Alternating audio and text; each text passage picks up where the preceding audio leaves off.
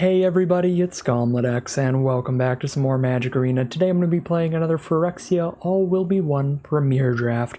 Without further ado, let's get into our pretty obvious Pack 1 Pick 1. Capricious Hellraiser is a pretty expensive card, being a 6-mana card, but it is a 6-mana 4/4 flyer that allows us to exile 3 cards at random from our graveyard when it enters the battlefield, and then we get to choose a non-creature, non-land card from among them and copy it, and cast it for free. So basically, if we have enough instants and sorceries in our graveyard, or equipment in our graveyard, then we can cast one of those for free as we cast this, and it becomes just a 6-mana 4/4 flyer that casts another spell alongside it. So pretty solid, not incredible, because it has to be a non-creature, non-land card that we're copying, but still pretty great. 6-mana 4/4 flyer comes with a removal spell, or comes with a 4 Mirrodin equipment. It's pretty good. We'll take Capricious Hellraiser there. Pack 1 Pick 2 is going to be a completely different direction. We could take Furnace Strider if I want to just grasp onto my Capricious Hellraiser for dear life, but there's also just an incredible efficient removal spell that we'll roll with, which is Ossification, best card in the pack. 1 and a white, you have to enchant a basic land you control, but if you do, you get to exile a creature or planeswalker an opponent controls until it leaves the battlefield. So incredible, efficient removal in limited, in a draft format where the great cheap removal spells need to be picked up very highly. Pick 3 now. We have some pretty phenomenal uncommons, and that's about it. We have the Incubation Sac being great in green. You're getting this artifact that over time can spit out 3 3/3s all by itself. Pretty great value. If you can proliferate any more oil counters onto it or move oil counters around, it can give you even more than that. It's a little bit slow, but if you have the time to make the 3/3s, it really pops off. There's also Tamio's Immobilizer, which is kind of the opposite. It's pretty quick. It's just an icy manipulator. You keep locking down something every single turn, but if the game lasts too much longer, you will eventually run out of oil counters on it. Both phenomenal uncommons that are better than any of the commons in this pack. I think I'm going to go with the Incubation Sac. I think it just spits out so much power and toughness off of just one card that it can be phenomenal. And I guess we can roll with a second Incubation Sac here and just really have a lot of ways to spit out multiple creatures off one card. Now we have 2 3-for-1s. Again, pretty slow cards, but if you've got the good backup for it, the good oil deck, just base, these can be phenomenal cards. Pick 5 now. We have Graz, which has not been the greatest. It's just a whole ton of mana to get it out. It can be kind of explosive, kind of scary when you do, but sometimes it's even like a double-edged sword, where the fact that you have to send everything in can get you killed. So don't love Graz here as the rare. Pretty fun blue card that can turn our artifacts into a 4/4, any artifact we choose. But there's also just Furnace Strider, which is pretty good in green-red energy, 5 mana 4/5 with haste that can give another creature haste later.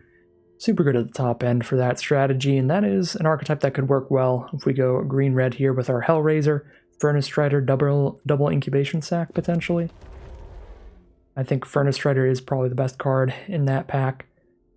Couple pretty great commons here. We have Coldotha Cackler and Chimney Rabble. The Cackler is pretty obvious, just great with permanents with oil counters on them, so if we have, some sacks on the board, this attacks as a pretty big trampler. But Chimney Rabble just plays a lot better than it looks. This is a format with a lot of really powerful X1 creatures, like 2/1s and 3/1s with Toxic, so that 1/1 Goblin is just a ton of extra value, and you are getting 2 bodies off of just 1 card. So Rabble is pretty great, definitely don't underestimate it. That being said, I think I'm still going to take Cackler here, because we kind of already have 2 4-mana plays on curve here. They're the Incubation Sacs on turn 4, using those to start spitting out 3/3s. Pack 1 Pick 7 now. We have Shrapnel Slinger, which would be fine for us. If we have any expendable creatures, we can sacrifice 1 to blow up an opposing artifact.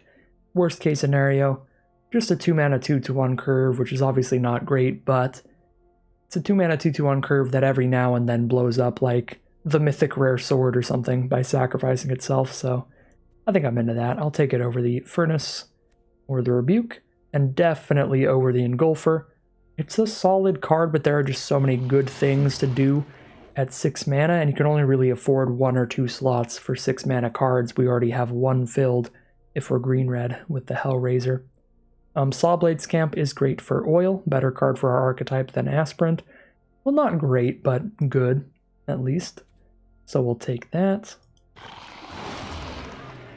Fine white filler in that pack as well. Free from Flesh is a great combat trick in oil-focused decks. Miniature Giant Growth, and then you leave some oil behind to play around with. Maze's Mantle, good combat trick for Toxic, but doesn't look like where we're at here. I guess I'll take some of these random white cards in case we get pushed in that direction. We only have the 2 cards in green, so we could be red-white still. Justiciar. This card's solid in red-white because you have all the equipment that come into play with a creature attached. Molten Rebuke is slow removal, but still removal, so that's kind of a thing too. I guess I'd rather Rebuke than Justiciar. Rather Furnace than Justiciar. Now we'll take a Gold Warden's Helm and another Swooping Lookout. So pack 2, pick 1. I can take a very mediocre removal spell, take a decent green fight spell, or speculate on swapping into blue-red with this blue mythic rare. Right now we just have a bunch of red cards that would work decent in an energy deck, and there is blue-red energy or blue-green. Or sorry, blue-red energy or red-green energy. Either of those will work out, so kind of want to speculate on Tekkathol here. I don't think anything in the pack is that bad to miss out on outside of maybe Predation. We'll speculate on Tekkathol here and see if we can jump into blue instead. But I wouldn't be devastated if I just stick to like red-green or red-white. Churning Reservoir is pretty fun for the oil decks, but Volt Charge is just a great efficient red removal spell, of which we kind of have 0 right now. I think we take that. Solid white cards like Basilica Shepherd and Kemba. I'm going to take the excellent removal. Indoctrination Attendant's actually pretty great in this format. It's really good with like 4 Mirrodin equipment, because you can play the equipment turn 3, then you play this turn 4 and you pick up the equipment to play it again, make another 2/2. So if we are pushing into red-white, that could be great. The problem is we have 3 cards that would just be good in red, and we know we're playing red, so we probably just take one of these to still stay open with our second color. Probably just the Resistance Sky Warden. Just a ridiculously well-statted body for its mana cost. Another Furnace Shredder wouldn't be horrible though, it'd be pretty good. Pack 2, pick 4. Not really seeing anything that will work in our deck in blue, white, or green. We're not going to corrupt our opponent ever, so Glider's not the pick. Boarsinger's just okay, and Golfer's just okay. Both at mana costs where we can get tons of other cards, so I guess I'm just taking another Scamp. Skull Bomb can be fine in the oil decks as well, but take the Scamp, the more aggressive oil-centric card. There's no blue cards in here. The green card is definitely not good for our deck. The red card is just okay. I might speculate towards Charforger here, pushing into red-black out of nowhere. Heading that way now. This card, you don't need any synergy for this to be good. It's just a 3-mana 2/3 and a 1/1 with a tiny bit of upside. If you do get those oil synergies or those sacrifice synergies, though, it becomes pretty great. We do have at least a Free from Flesh. Toss another counter on it. Yeah, I'm going to take the Charforger here over the Aspirants. I think I take the Aspirants out of this pack, though. Red-white is not a color pair for Complete Devotion to be great, because we just won't have toxic creatures. Or we won't have a lot of them. Centurion's fine if we go red-black, because we can sacrifice our 4 Mirrodin stuff. But we don't have a lot of those in red-black right now. We didn't get any of the Batterfists or anything. So I'll just take the red filler card. Decently late Annihilating Glare. I think I work with that here. Or Free from Flesh. Okay, grab that Annihilating Glare. Gold Warden's Helm also okay. Guess we have double Lookout, Ossification, and Helm towards white. But Helm is pretty filler. Okay. Furnace, Whisper of the Dross, Hazardous Blast, Indoctrination Attendant. Blast is the only card we'll 100% play. This has played a lot better than it looks in the format. And I'm pretty okay with running a copy in like all my red decks, so we'll scoop that up. Okay, we are going to see just a ton of late Indoctrination Attendants. I guess we can just stick to white then. Take an Attendant to work with our Gold Warden's Helm and stuff. Pick it up. Replay it. Yep, red-white it is, I guess. Don't have a lot of 2-mana creatures right now, do I? Got 13 creatures. 1 at 2 mana. 4 of them at 1 mana, though. But I still think I have to take Justiciar over the Bardiche, even though it's not the greatest. We need more 2-drop creatures. Easy Indoctrination Attendant here. And now we know what we're doing. Could rare draft this mythic rare. I'm probably supposed to take Skull Bomb, but I'm gonna rare draft the goofy mythic rare there. Okay, pack 3, pick 1, and we have a Rebel Salvo. That's basically it. Rebel Salvo versus Volt Charge. Rebel Salvo being the better removal, being 5 damage for 3 mana, and sometimes less when you have an equipment on the board. Justiciar is fine, but we should wheel it like we did last pack. So just like Boros Aggro it looks like. Boros Aggro with a bunch of efficient removal is the deck. As for synergy, the only thing... We've got 2 things kind of going for synergy. One of them being Indoctrination to be able to pick up our equipments and replay them and get more tokens out of them. And the other being Capricious Hellraiser. If we have any of those equipment in our grave, they can put them back on the board, get another creature. I really like Batterfist, but I'm probably supposed to take Planar Disruption. But Batterfist would be excellent in this deck. Those are the 2 best cards for our deck here that we have to choose between. Furnace Strider's solid, but we already have 2 5-mana cards. Planar Disruption, Batterfist. How are we doing on removal? We have Ossification, Volt Charge, not Hazardous Blast, Rebel Salvo. Like 3? Yeah, we could still use more removal in this format. We'll take Planar Disruption there. Jin-Gataxius, hello there. Can't play you. Creature count is 13, but the equipment count is 2, so basically the creature count is 15. Probably enough to get Crescendo in here. I don't think Zealot's good without toxic creatures, and we don't have toxic creatures.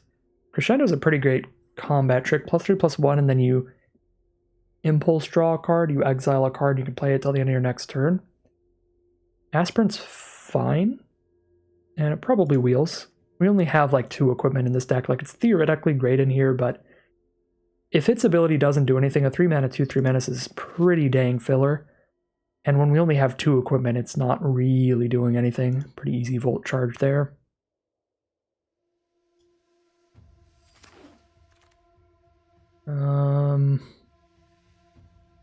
Guess Thrill a possibility. I'm not really trying to splash anything in off an Atlas here. Not going to splash in a Charforger.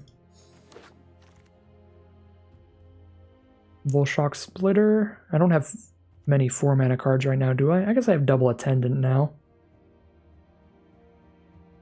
How many 3-mana creatures do I have? Helm, Aspirant, Cackler. That's it. Lightbringer can be fine in the equipment deck. But again, I don't actually have that many equipment still. I think I'm still going for the Splitter here.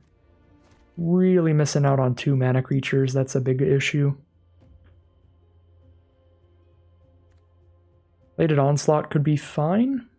Give her whole board +2/+1. Ribskiff is a little slow for this deck, as is the Skull Bomb. We'll take the Onslaught. Sinew Dancer, when we can't corrupt our opponent, is pretty bad, so we'll just take the land there. Now we'll definitely take that Justiciar. We did wheel it, so happy to see that. This looks like a pretty average, pretty mediocre kind of red-white deck here. I stayed pretty open for most of the draft. I don't think there was like a super open lane that would have given us an incredible deck or anything. So I think this is a fine place to have ended up. About as fine as it would have been. Could have been in a fine red-black sack deck or a fine just red-white aggro deck.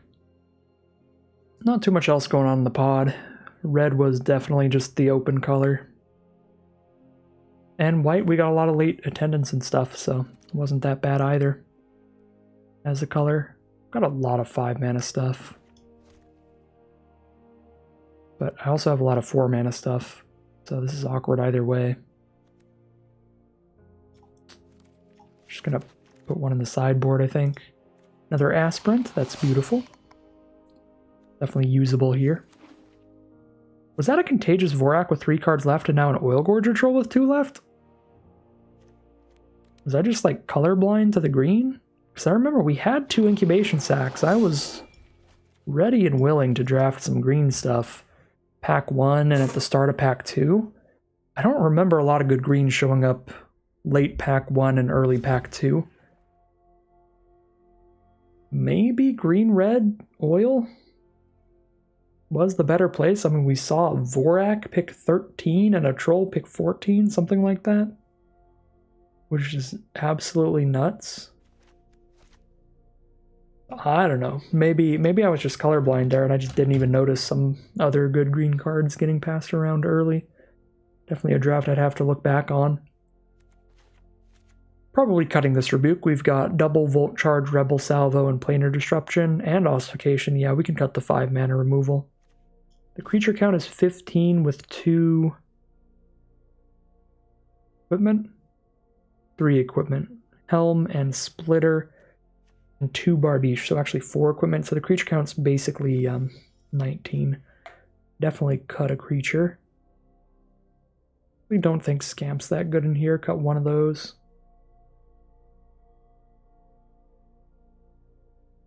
Very high curve red-white deck. We can't really cut a land here with all these 5-drops. Not in love with the Thrill of Possibility. I don't think we're getting that wide that easily, so I'm not in love with Plated Onslaught either. I guess I'd rather remove like the individual Free from Flesh style combat trick first. 3 more cuts. Well, we can just use our instant speed removal spells as combat tricks, I guess, because we don't really have room for them. Cut one of the Bardiches, I suppose, as the final cut. Looks fine to me. Yeah, I mean, I guess we've got a deck here. Double check. Yep, guess we've got a deck. Alright, here's a look at the deck we're going to be playing today. This is a pretty classic, just very standard Boros aggro deck. We've got a bunch of filler creatures that curve out well, and a ton of cheap removal to keep the board clear and beat our opponent down. Couple Volt Charge, Rebel Salvo, Planar Disruption, and Ossification, alongside a ton of filler creatures. None of these are particularly exciting or synergistic. We do have a little bit of 4 Mirrodin synergy. Couple Aspirants for our 3 equipment spells with 4 Mirrodin that would help us cast them for cheaper and equip them for cheaper if we target the Aspirants. And a couple Indoctrination Attendants can also be great with those equipment, because every time they enter the battlefield they come with a 2/2 attached to them. So with the Attendant we can pick them up, recast them again later, get another creature out of them. So that can be fancy. Outside of that, just an average decent curve of creatures here. And one pretty solid bomb in the late game. Well, hoping to get some decent luck with this deck, but a pretty average one this time around. We'll see if we get lucky and go like above 4 and 3 here, or we get a little unlucky, drop down to the 3/3 and below. Really go either way. I think this deck's about a 4/3 on average, but we'll see. Let's head into the gameplay and see how the dice roll for us today. This is a fine opening hand. It's a little low on lands, which could be an issue, but I at least have a cheap creature to play and a cheap removal spell if things go poorly. And whenever I am hitting my lands, I'm hitting some pretty good plays. Pestilent Siphoner, turn 2 from our opponent. They're black-red, so I'm not that scared about Toxic to just Ossification that thing yet, because there are no poison cards in red. So I'm just going to let that keep hitting me for a while, and hopefully just when we get to 4 mana, we'll kill it while doing some other stuff with Hazardous Blast. Maybe kill 2 of their creatures. Maybe just shut off their blocks and kill the Siphoner.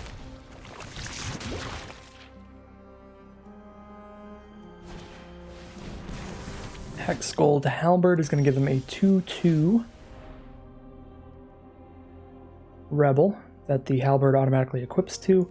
Pretty big fan of exiling that 2/2 creature, because then we can use an Indoctrination Attendant to pick up our Ossification, and our opponent will get nothing back because their token is permanently exiled. So we can then pick up Ossification and still have another removal spell later in the game. So whenever we need to remove another card, we've got that just lying in wait. Alright, Head Cleaver is a big, scary, toxic card. Scary enough to probably salvo here. Rather salvo it than disrupt it? I think so, because disruption can work on like a good equipment they might play later. Plus, with disruption, they can't... or with salvo, they can't sacrifice that for value with some random Rakdos sack card. But with disruption, they can.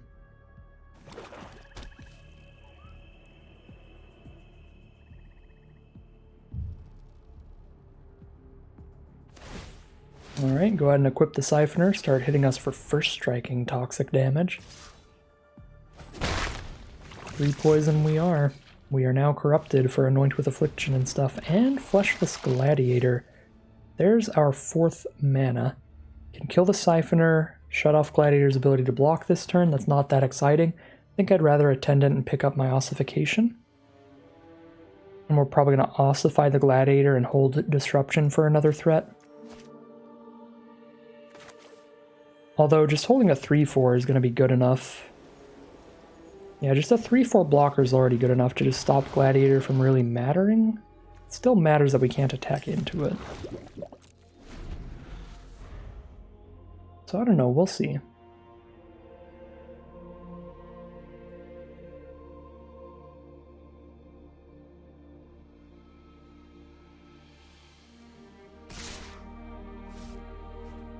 Hit us with the Siphoner again, put us to 4 poison. Now a Scheming Aspirant, whenever they proliferate, we lose 2 life and they gain 2 life. Now I can just play a Sky Warden and I've got a good enough blocker for their flyer.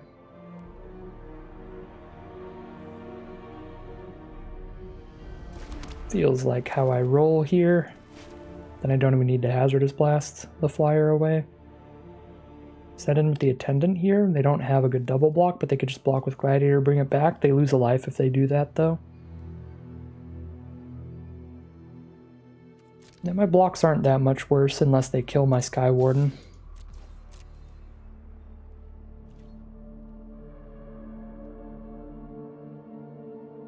They could block plus combat trick, I guess.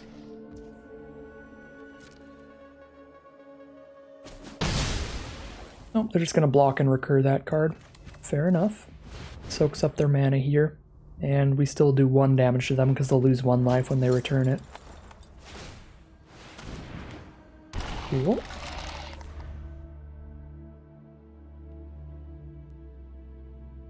They read the Sky Warden. They definitely know it has reach, unfortunately. Hidden reach sometimes. Incredible.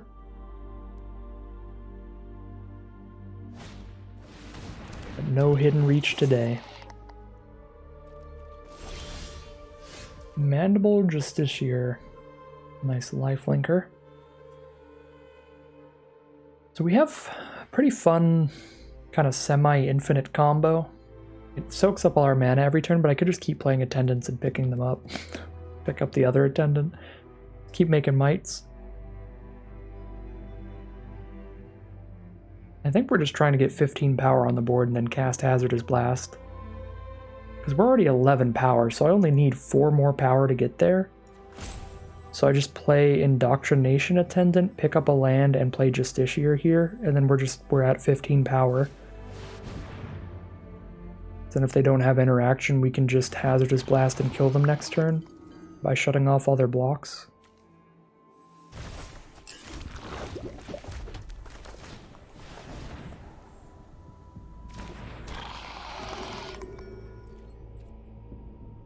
Pass the turn. We have 17 power on the board, so even if they proliferate once, we kill them on board. Whereas proliferating once would gain them the 2 life with the Scheming Aspirant here.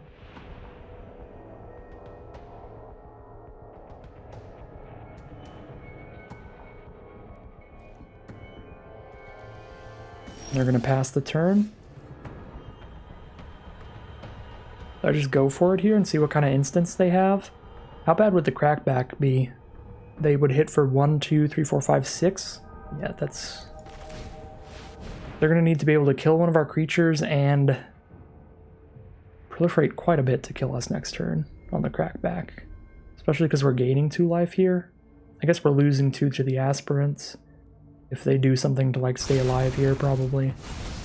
We're also gaining 2 on the attack. Just find out. Lethal on board, make them have something good here.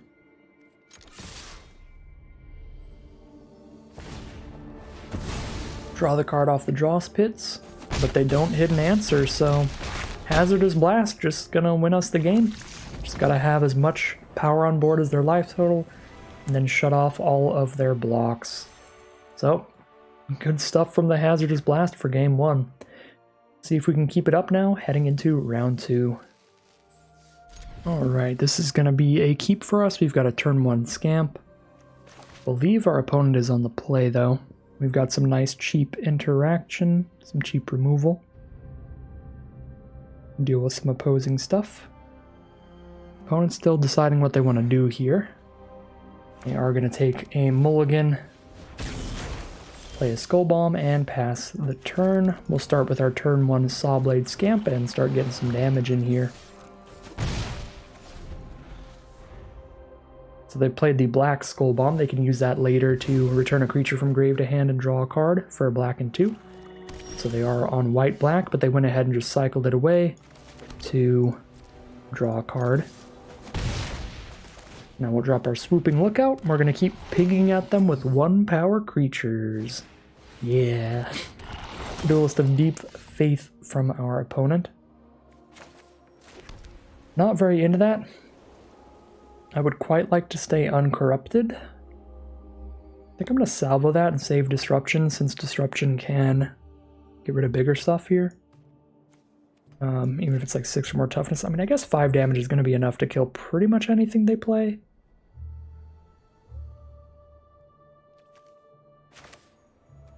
It's also more mana efficient. Save the 2 mana, the cheaper removal later, because I can double spell with it easier. I don't know, I'm going to go for the salvo. Hit for 2, they're down to 16, pass turn. They are stuck on 2 lands here after the mulligan. See if they top deck 1. They do not, and they're over it, so we're just moving on to game 3. Alright, this is unfortunately going to have to be a mulligan. We can't rely on drawing a plains immediately, and if we don't, we're not doing anything until turn 4 if I hit just mountains, and that's even if I hit mountains, like lands at all. So I'm going to take the mulligan here. Alright, 2 lands again. At least we have Ossification this time. We can get rid of the triple red card because we obviously have no red sources yet. 1 mountain makes the whole hand active. Yeah, one mountain makes the entire hand active, and I have at least 1 removal spell. And we are also on the draw. So it's not a lot better than our first hand, but it's a little better. And I'm not going to mulligan to 5. I try pretty hard to avoid that, because even an excellent 5-card hand has quite a low win rate, because you start 2 cards down.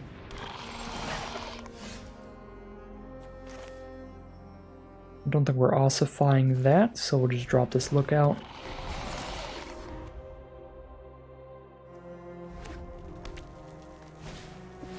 Forgehammer Centurion. think the Cackler's actually better than that, but if we exile the Centurion, they're doing less damage. Because Centurion can get oil counters to buff the Cackler, and it hits for 3 a turn by itself. Do hit the red source here. Could just play Aspirant now, and that can trade into Centurion if they don't use its ability. But they have to remove 2 oil counters to use its ability. They would need to cast... Oh, this one triggers when their stuff dies. Okay, yeah, this is not going to use its ability for a while, so we can just play Aspirant, take 5. And then I can play Splitter next turn, because it'll be cheaper. I could also just trade Aspirant into the 3-2. Yeah, these seem fine. I think I save Ossification again for, like, a better creature later. There are a lot of good ones they could hit that are going to be more impactful than these two. Even at common and uncommon, like Furnace Strider turn 5, we would much prefer to exile that than either of these two creatures. So, I think we gotta hold on to the Ossification. Vraska's Fall. Well, there goes our 1-2, I guess. Take 5.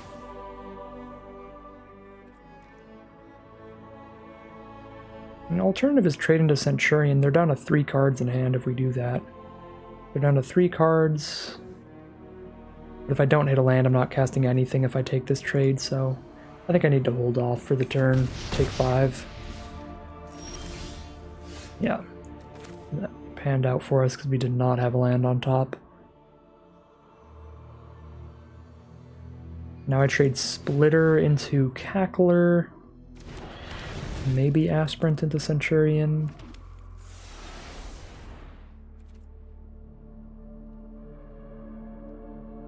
Probably should try to clear the board here. Bardiche is going to be stranded in our hand if Aspirant dies, but that's what it is. I can't sit here taking all the damage forever. And I can just play a Slinger next turn. Hopefully that'll be pretty decent. Okay, well, I'm glad we've still got Ossification. Hopefully we hit a land on top, because then we can easily play that to Urabrask's ability. Makes us exile the top card of our library instead of drawing it. Attack with only Centurion. Okay, well then I do get to keep Aspirant. Pretty happy with that. Alright, land. Fingers crossed, land. Oh, that's really bad. Because I badly want to kill Urabrask here, and Planar Disruption doesn't do it. Planar Disruption means Urabrask is going to keep triggering every turn, which is the really big issue. Yeah, Urabrask 2-for-1 does super hard there. Because I'm going to have to just ossify Urabrask, and if I do, then our Planar Disruption is gone forever. On the plus side, I guess it means it's digging us closer to our land that we need. Because we got that disruption out of the way. But I can't afford to just disrupt Urabrask and let them keep getting the draw 2 every turn. And have it keep shutting off our draws. That's just not going to be a winning position. Hold my 2-3 back to block theirs, unless they put some oil counters somewhere on the board. Land for our opponent. Kind of two ends of the spectrum here. They're at 7 mana, we're at 3.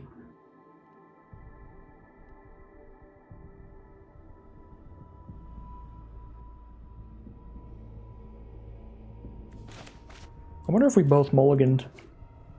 Wasn't paying enough attention. It's possible. Pass the turn it is. Hey, there's the 4th mana for the Bardiche. Play it while we can, while we've got the Aspirant on the board. Perfectly happy to trade off my Bardiche creature into a Cackler if they get an oil counter on the board. So we'll just send the Aspirant in now. Another land for our opponent. That one they can sacrifice to draw a card, though. If we hit a land again next turn, then we can, if they don't have any plays here, we can play Furnace Strider, haste it out, and just threaten 10 damage at them. Send in for 10. That would be only holding up the Vigilant blocker, but that's super fine. Like, I would probably send in 10 even if it holds up no blockers against just Cackler. Send in the Cackler. Probably going to combat trick to kill this, but that's cool with me. And obviously if they don't have a trick, then this is just great for me. Okay, offer Immortality to kill my 2/2 token. Fair enough. Ooh, 1 mana Rebel Salvo. That's pretty spicy. So I can put Splitter on Aspirant and still have the 1 mana up for that. It's probably better than just playing a Slinger right now. Could also put the Bardiche on the Aspirants and have a Vigilant blocker. That's nuts. Bardiche actually kind of sick. Wait a second. This is like my least favorite equipment when I first looked at it because it's so expensive to get out there, but 4 to re-equips a bit, but +2/+1 Vigilance is a pretty big deal.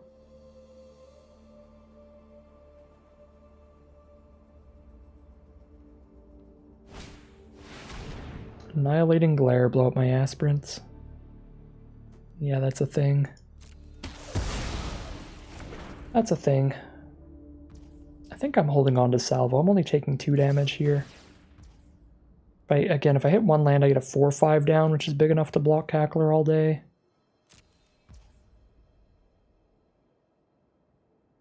I guess the problem is if I don't hit a land, I'm still not blocking Cackler for quite some time. Like if I don't draw a land here, I'm going to play a Slinger and not have the mana to put anything on it, which means I still have no blocker for Cackler, so I take like 4 damage here if I don't Salvo right now, and I don't hit a land on the top. I guess if I don't hit a land, though, most of my draws would be castable. Like, Indoctrination Attendants would be castable and stop the Cackler, Volt Charge would be castable and would stop the Cackler, Cackler would be castable and would stop it, Aspirant would be castable and would stop it, Gold Warden's Helm would be castable and would stop it. The list kind of goes on. Yeah, I guess I'll take it. Keep Salvo for something else. Like, we either hit a land for Strider, or we hit a non-land that's big enough to block it. Like, 80% of our draws are either a land or a non-land big enough to block Cackler. Because 50% of our deck is lands, 30% cards big enough to cast and block Cackler. Alright. Not a land, but it's something big enough to cast and block Cackler. So we'll do it. Yeah, we have 25 cards. We're 4 lands down. So we have 13 in there. So above 50% lands now by a little bit. The one thing that's going to be like a tiny bit awkward here is I really only need 1 more land. I just need to get to Strider. But with how stacked our deck is getting on lands, we're likely to just probably hit 3 or 4 lands in a row pretty soon. Which I guess is fine with all the equip abilities. It's not the end of the world. And I have the Fair Basilica that I can sacrifice to draw a card later.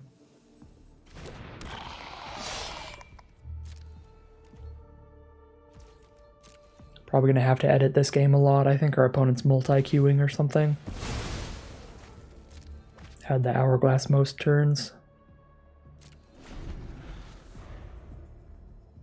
Multi-queuing just means playing a draft on 2 separate accounts at the same time. So they got to keep hopping back and forth between games. Multiple creatures here, that's uncool.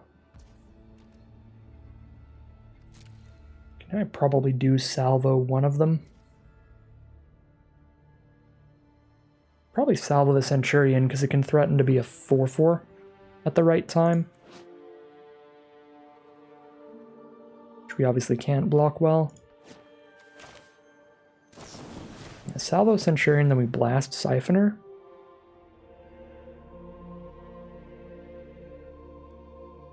Or I could take a few points of poison. We're only at 1 poison right now. Although if my other option is just Shrapnel Slinger, then I'm just going to blast the Siphoner. I guess I could have Slingered the Centurion. That actually might have been better. Still save the Salvo. Yeah, I forgot that was an artifact creature. That would have probably been the better line.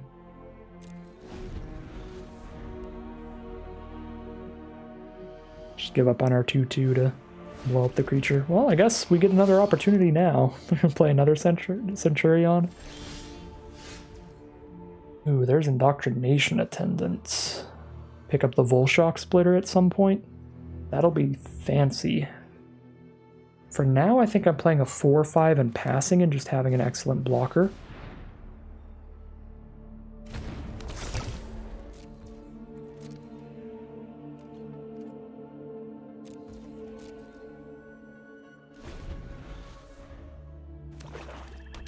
Land from our opponent.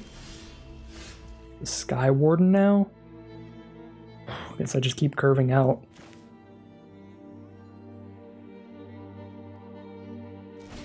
Yeah, Sky Warden does attack pretty dang well here.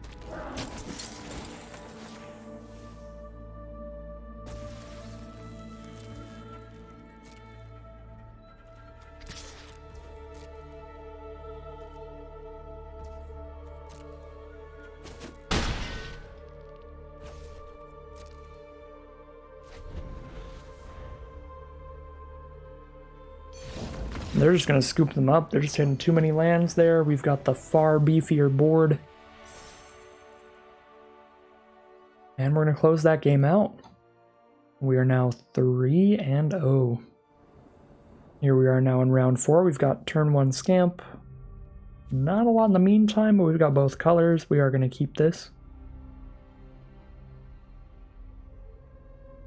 Definitely got a late game play.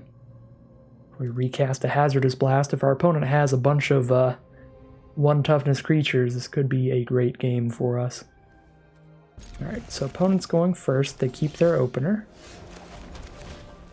We have hit land number 4, so we can do everything but Hellraiser in our hand. Also, I love that it's called Hellraiser. That is pretty legit. Ooh, Hazardous Blast is going to be huge turn 4. Threaten them with a combat trick here, but if they take the bluff, I'm gonna have a horrible time.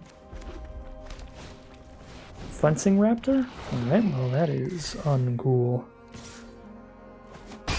We're definitely corrupted. I can tell you that much.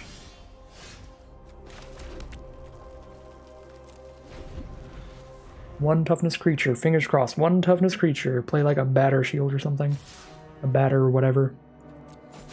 Alright, we are mega corrupted. And incredibly low on life. We're already down to 12. Koth. Yikes. Alright, I guess we lose. Pretty easy to get to the emblem, and even if they don't, they can just minus a few times for 3 damage to something and clear out my board.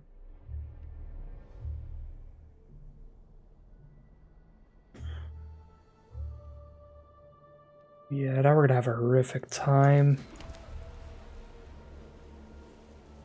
We had a plan for this stuff, but following it up with Koth is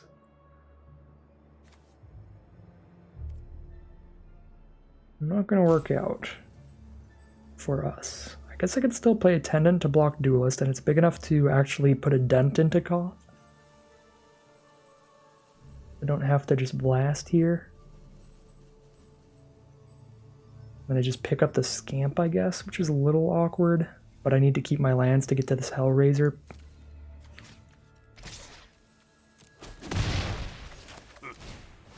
My turn.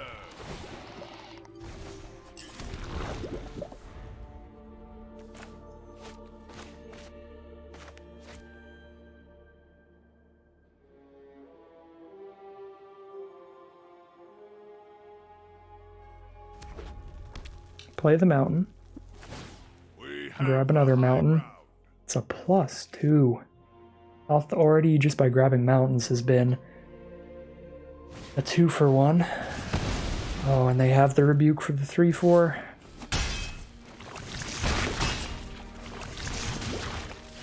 We just can't kill that thing.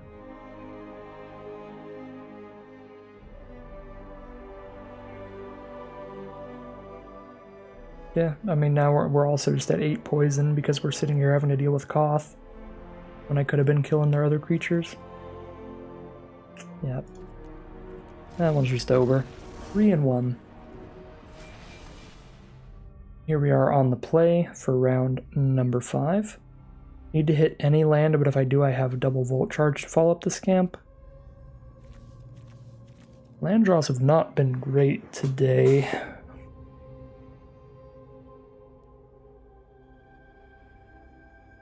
I think I'm just rolling with this. Any land is Scamp double charge, and Plains is pretty much the whole land.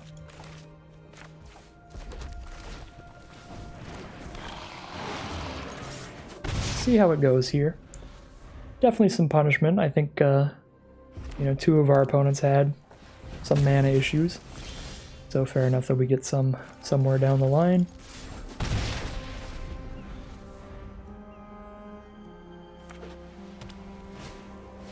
Batter Fist from our opponent. An Indoctrination Attendant.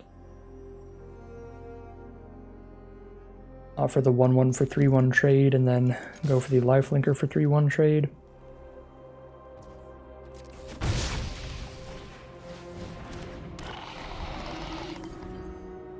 Keep our Volt Chargers for some other threats later. Gold Warden's Helm. Another solid equipment. Take that trade. Another Attendant. Look, I kind of have to shoot that here because I'm not doing anything else if I don't.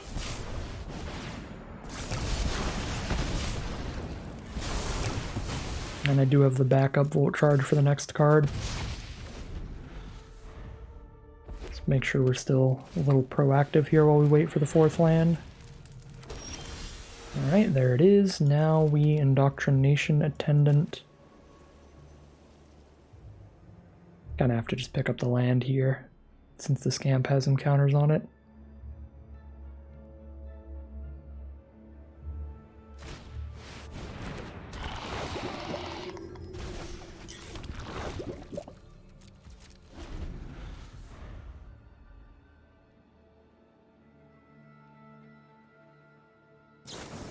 There's a Rebel Salvo to kill our Attendant. Means they can just suit up the splittered up creature and hit us for 4. Well, they can actually, yeah, Helm plus Batter Fist does give it enough toughness that they could put both on it and hit us for 5. Okay.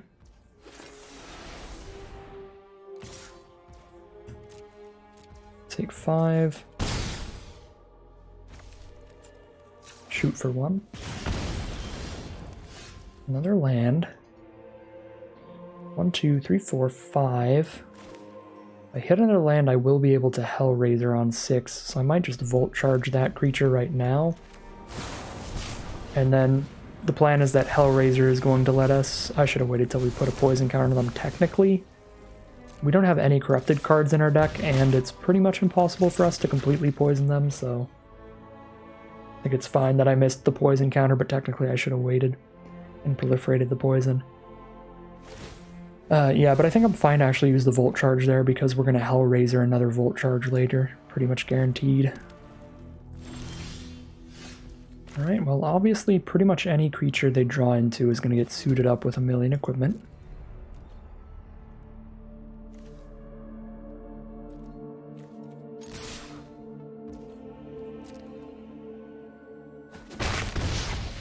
Is it worth it to lose the 3 counters on Scamp to get another Might? I don't think it is. It's definitely not worth it to pick up a land when we have Hellraiser next turn. So I'll just pick up the Might, just to untap it, just cuz, for fun. Rebel Salvo on the Attendants.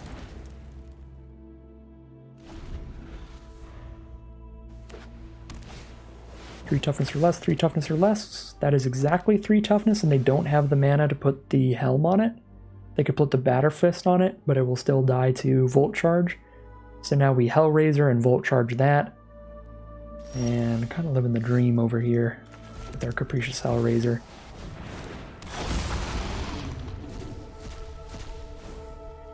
What? Oh my god, dude. We had 5 cards in our grave. It exiles 3 at random. It hits exactly not Volt Charge.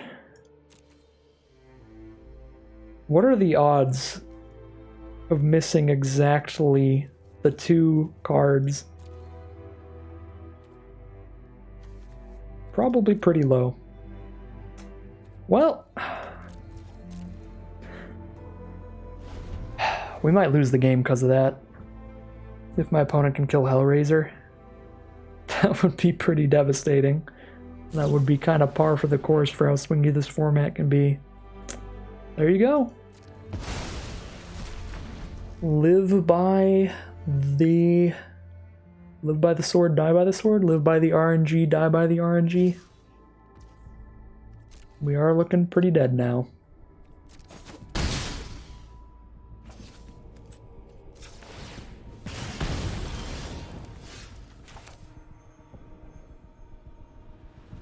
That's just actually insane. Alright, well, we definitely need to filter a land here.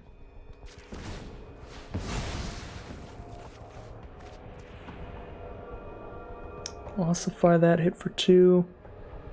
Ossify and look out for the turn.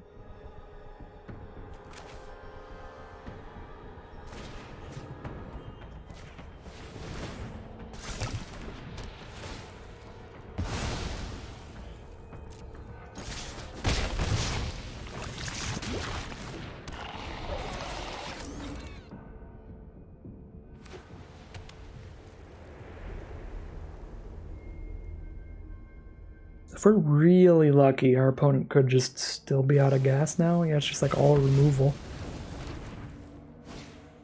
No, another Bardiche. Well.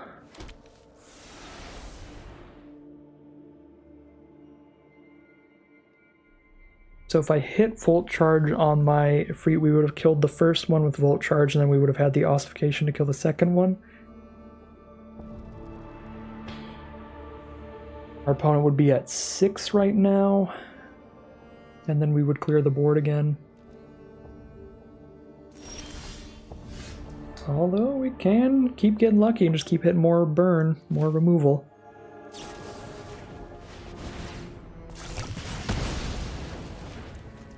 Alright, and our opponent has nothing in hand, so they have to just draw straight gas now.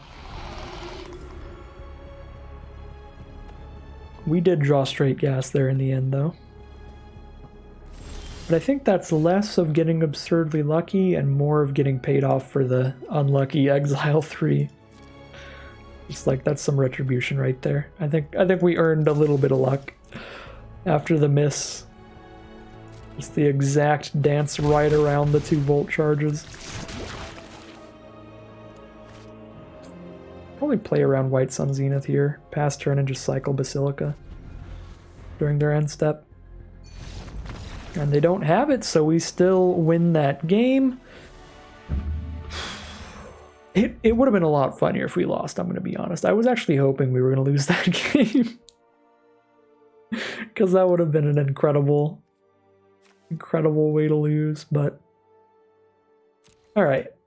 Yeah, Arena giveth, Arena taketh away. Arena took away the Volt Charges, but then it gave Rebel Salvo and Ossification.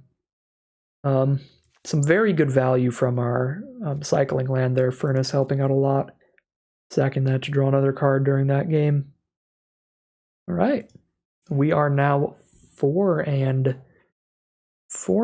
I think. 4-1. Wow. Well, that's unexpected. This is about the average that I would expect this deck to do, just getting lucky in some games, getting unlucky in some games. As we saw there, we were getting pretty lucky in some games, and that's gotten us our luck wins out of the way, so time to get our unlucky games, balance it out at 4-3, or if we keep this lucky streak going, who knows what could happen here, but definitely needed some luck to get here, and we certainly got it, so I'm perfectly happy with a 4-3 for this pile of cards. But we've got 2 more losses in the chamber. We might grab a couple more wins before we're done with this one. Alright, here we are on the play with turn 2 Shrapnel Slinger. Need to hit a land to play Aspirant. If I hit any land, then I have Slinger, Aspirant, and Volt Charge, so I am going to keep this. And if we hit a Plains, we have everything.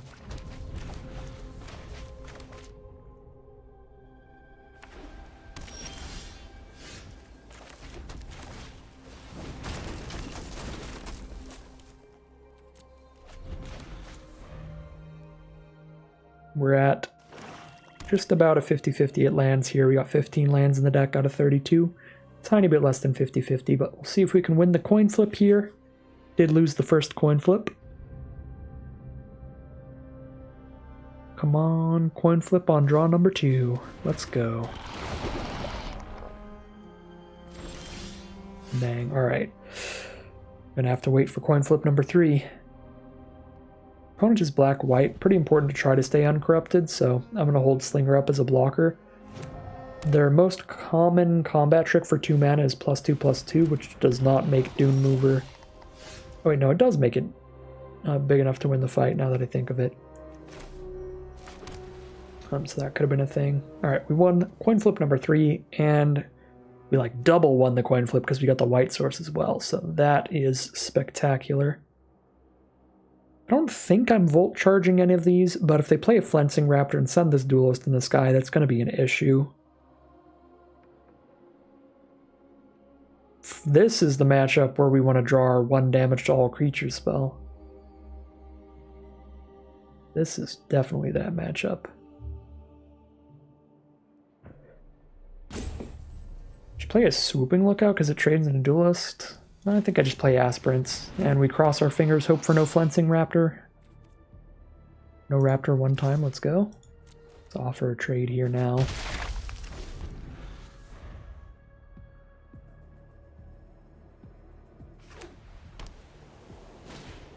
Fleshless Gladiator, that is not a Flensing Raptor. So no Flying Duelist. But could be removal spell on Aspirants. It is Anoint, and now we are corrupted. That is 3 toxic. Guess we maybe wanted to hold Slinger back to keep them guaranteed off corrupted. I could play Scamp and Justiciar here. Definitely don't want to send Slinger in to just trade it into Gladiator when Gladiator can come back.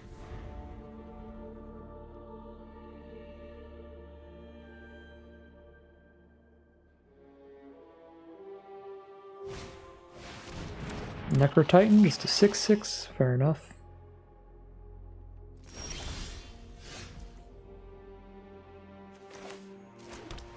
One land away from a Furnace Strider.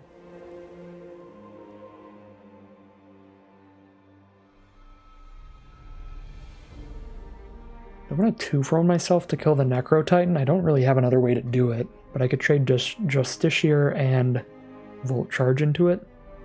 The problem is if I buff Justiciar, make it a 3/2 and attack it, and then they just block with Gladiator. That's just horrific for me.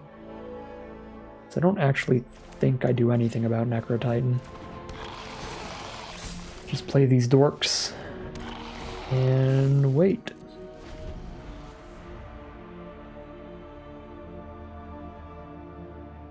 Necrotitan would have been a pretty horrible time for us even if they weren't corrupted, because they could just sack Dune Mover. I don't feel like we're getting that punished for having become corrupted here. Or just Necrotitan doing some nasty things. Now they can send it in the sky with this Hover Wings. Not good.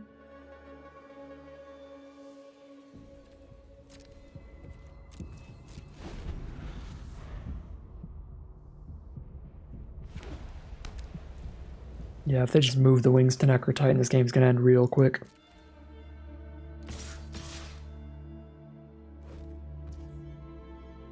I'm already down to 10. I'm kind of at the point where I need them to just not have a combat trick or I just lose on the spot. Doesn't look like a combat trick.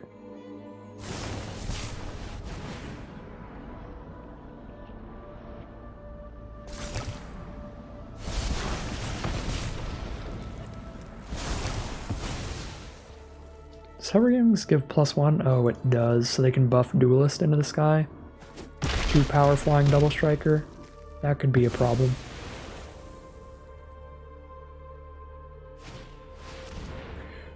That's also definitely a problem.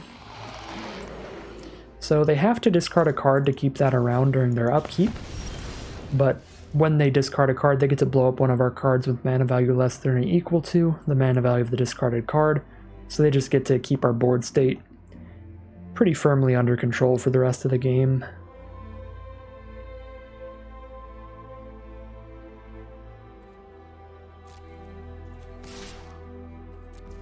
So that'll be the nail in the coffin for us here.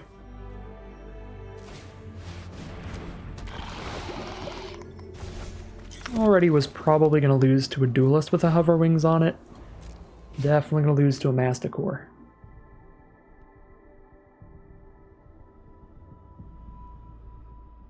Or we're just definitely in a bad position to Masticore. I need to quit hyperbolizing. The game is not completely over yet. We're just definitely unfavored in the current position.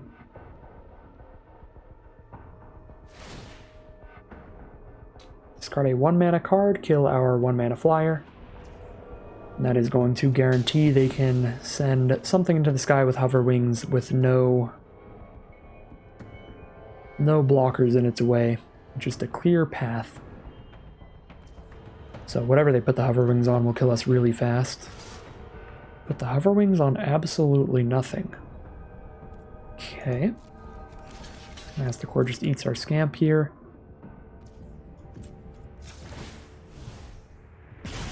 Must be wanting to spend cast a 5-mana spell here. 3/3 flyer that comes with some mites. Cast a Chitterling. Okay. Chitterling's fine here, but hover wings, just equipping hover wings would have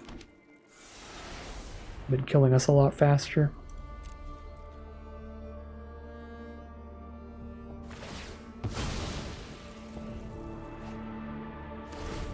So the problem with our 4 Mirrodin equipment is they can just discard lands to blow up the 2/2s. I had no other play though, because my other cards are 5 and 6 mana. I only have 4 lands, so that was my only option, even though it's a pretty bad one. There's the Evangelist to blow something up.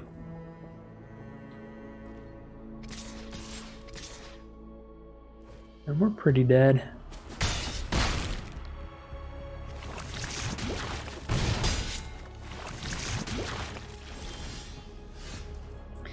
Play a Furnace Strider and have 1 blocker, but it is not enough. Super dead. 4 and 2, heading into round 7. Alright, this is an awkward hand. A triple red card with 1 mountain in the hand, but we have Justiciar and Blast no matter what. We have both our colors. That has been an issue in the past. It's incredibly close to Mulligan, but I am going to keep it here. Hope we draw into some 3-mana stuff. Some nonsense. Definitely hope we don't draw any more planes. Those are pretty much useless at this point. We just need more mountains, if anything. Alright, turn 1... Oh god. Well, turn 1 Flamestoker into turn 2 Synthesizer. Already a very threatening curve on the play for the blue-red spells deck. The Synthesizer can become a 3/3 unblockable pretty quickly, and the Flamestoker lets them draw an entirely new hand of 4 cards later in the game. Draw 4 being a massive swing and card advantage. So, very, very good start for our opponent.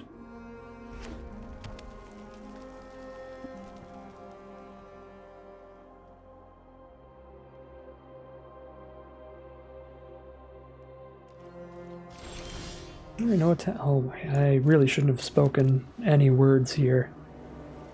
I should have not mentioned the one thing that could go disastrously wrong with this hand.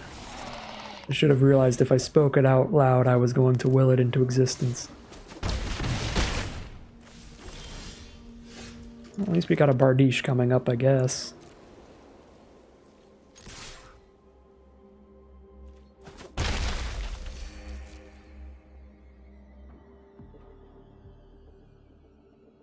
Wish we had this last round and not this round.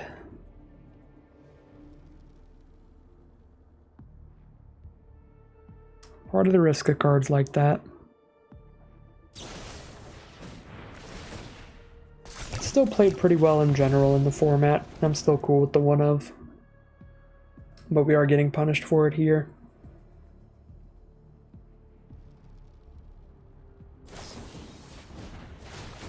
Alright, Synthesizer's going to be active now. extra power and unblockable. Flamestoker can refill their hand. His ability costs 2 less now, so 5 total. Could do that. I'm going to play the Meld Web Strider instead. That can attack and block as a 5/5. And yeah, I mean, this game was pretty over after the second Plains draw.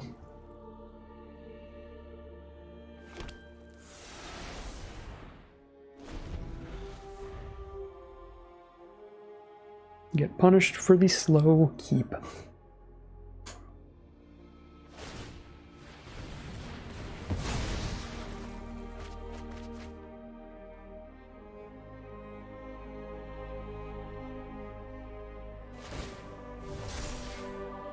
Crew the Strider, slam in with the board, take 8, go to 2, die to the unblockable creature.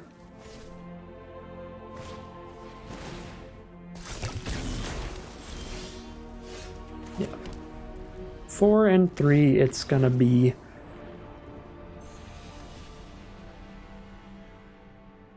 very much a non-game of Magic at the end, but that's how we got some of our victories as well. That is part of Magic.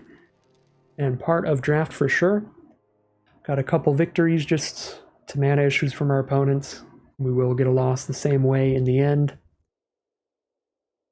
Not the most fun draft ever. I wasn't super into our draft pod. I don't think any deck we could have came out of that draft pod in would have been very exciting or very fun. About as solid of a deck as I think we could have ended up with. Again, I saw some really good green late in pack 3. Didn't see a lot of it pack 1, pack 2. That was the main thing that I think maybe we could have been in a better archetype for, but overall, we were definitely supposed to be in red here. And 4 and 3 is perfectly reasonable. I think, yeah, just a pretty mediocre draft pod overall leads to a relatively mediocre deck. Grab a 4/3 with it. Super fine with that. Not the most exciting gameplay either. A lot of non-games of Magic and non-interactive games, both the wins and the losses today.